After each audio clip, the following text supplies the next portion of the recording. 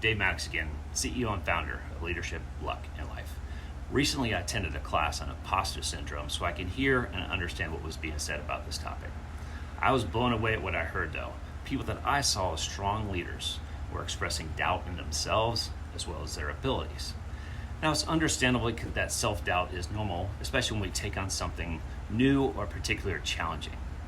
But we can quickly find ourselves questioning if we are good enough or if we deserve to be where we're at. Our inner critic can be loud and hypercritical.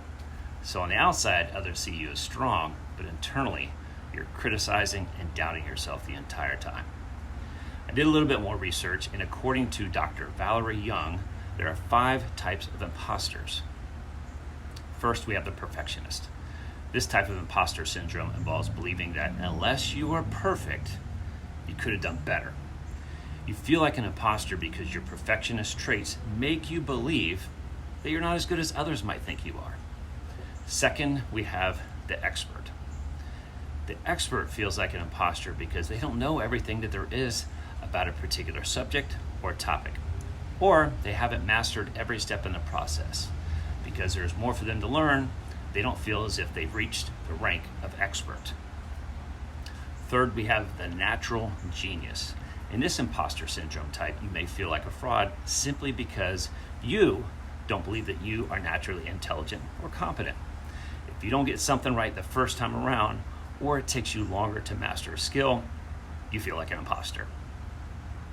Fourth, we have the soloist. It's also possible to feel like an imposter if you must ask for help to reach a certain level or status.